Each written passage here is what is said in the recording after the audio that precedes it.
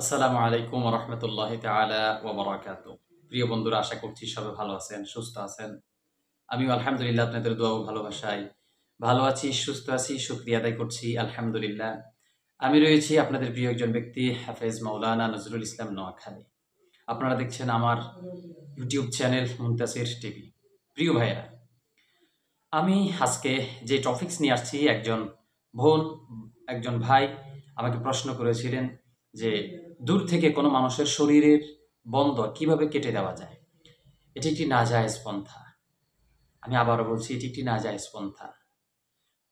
আমাকে অনেক ভাই এই বিষয় নিয়ে ভিডিও তৈরি করতে বলেছিলেন, বাট আমি তৈরি করিনি, কারণ এটি একটি নাজায়েজ পন্থা। এটি একটি শিরকি নকশার মাধ্যমে একজন মানুষের শরীরের বন্ধটা কেটে ফেলানো যায়। তো আপনারা এটা চাইছেন আমার কাছ থেকে, এই কারণে আমি দিচ্ছি। এটি আমরা বিশেষ ক্ষেত্রে ব্যবহার করি, অন্যথায় আমরা ব্যবহার করি না। প্রিয় ভাইরা, আপনি দূর থেকে কোনো মানুষের শরীরের বন্ধ, তার শরীর বন্ধ করে রাখছে সে, আপনি তাকে তদবির করে করে আপনি তার কিছুই করতে পারছেন না। তা আপনি তো হয়তো বুঝতে পারছেন না যে তার শরীর বন্ধ। অনেক সময় মানুষ হাতের মধ্যে আংটি দিয়ে শরীরটা বন্ধ করে রাখে। বিশেষ আংটি রয়েছে, এই আংটির মাধ্যমে, অথবা বিশেষ কিছু লকেট আছে, লকেটের মধ্যে কিছু তদবির থাকে, তদবিরের মাধ্যমে, মূলত তদবিরের মাধ্যমে তার শরীরটা বন্ধ থাকে। এই শরীর বন্ধ থাকার কারণে দেখা গেছে আপনি তার জন্য যত প্রকার জাদু টোনা যাই কিছু করেন না কেন, এটা আপনি কিছুই করতে পারবেন না, কারণ তার শরীর বন্ধ থাকে। আপনি একজন কবিরাজ, তার শরীর বন্ধ করে রাখছেন, অন্য আরেকজন কবিরাজ তার জন্য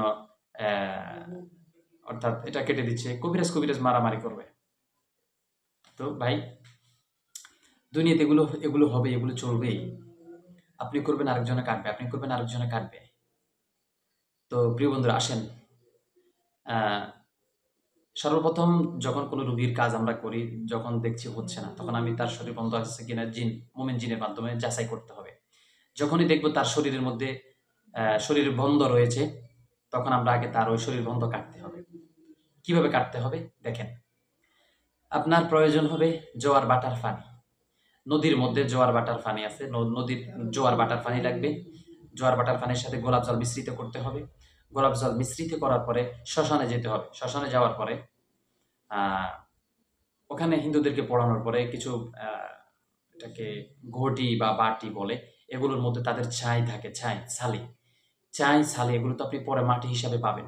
ওই শ্মশান থেকে একটু মাটি নিয়ে আসবেন, ঠিক দুপুরবেলা 12টা, ওখান থেকে একটু মাটি নিয়ে আসবেন। ওই মাটি আপনি আনার পরে, বা ছাইগুলো আনার পরে, আপনি ওই পানি গোলাপ জলের সাথে মিশ্রিত করে দিবেন। মিশ্রিত করার পরে স্কিনের মধ্যে দেখেন একটি নকশা। স্কিনের মধ্যে যে নকশাটি আছে, এটিকে আপনাকে সিঁদুর, মেশক জাফরান, গোসনা এটি আপনাকে আবশ্যক, এটি লাগবে। তো মেশক, জাফরান, গোসনা এবং সিঁদুর, এগুলো দিয়ে আপনাকে কালি তৈরি করতে হবে। কালি তৈরি করে যে নকশা দেখেছেন, ওই নকশাটি আপনাদেরকে তৈরি করতে হবে। 3টা নকশা তৈরি করতে হবে। একটা লিখে ওই পানের সাথে মিশ্রিত করে দিবেন।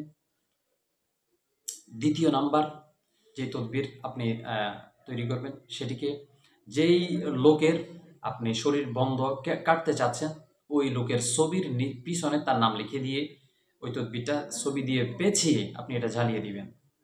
4 নাম্বার যেটি থাকবে, সেটি আপনি কবরস্থানের মধ্যে ফুঁতে ফেলবেন। তো আপনি তদবিরের যে কাজটা করলেন, এটা আপনার এখানে শেষ।